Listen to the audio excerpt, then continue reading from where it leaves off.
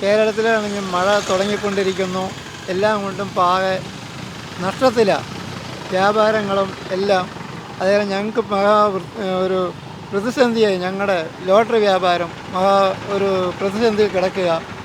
അത് കാരണം കൊണ്ട് എന്തെങ്കിലും ധനസഹായങ്ങൾ ഈ പാവപ്പെട്ട ഞങ്ങളെ മാതിരിയുള്ള വികലാംഗർ ഇതിൽ ജോലി ചെയ്യുന്നുണ്ട്. അവർക്ക് വേണ്ട സഹായങ്ങൾ ചെയ്തു തന്നാൽ വലിയ ഉപകാരമായിരിക്കും. എനിക്ക് സർക്കാരിന് ഒരു ആനുകൂല്യമൊന്നും ഇല്ല. സർക്കാർ ആനുകൂല്യം എനിക്ക് പ്രായം ചെന്നുകൊണ്ടായിരിക്കും വരാത്തത്. ഒരു കുറേയൊക്കെ പണിയുന്നതിന് ഇത്തരം പൈസയൊക്കെ കിട്ടുന്നുള്ളൂ. ചുറ്റുമായ വരുമാനത്തിൽ നമ്മളെ ജീവിതം എങ്ങനെയെങ്കിലും സർക്കാർ സഹായിക്കുകയാണെങ്കിൽ ഈ കാലാവസ്ഥയൊക്കെ നമുക്ക് തട്ടി നീക്കി പോവാം. വലിയ മഴയാണെങ്കിൽ ബുദ്ധിമുട്ടാണ്, ചെറിയ മഴയാണെങ്കിൽ നല്ല പണികൾ കിട്ടുന്നുണ്ട്. പൊതുവേ വളരെ മോശമില്ല, എന്നാലും മോശമാണ്. എനിക്ക് ചെരുപ്പിൻ്റെ സോള് മേടിക്കാനൊന്നും കാശില്ല.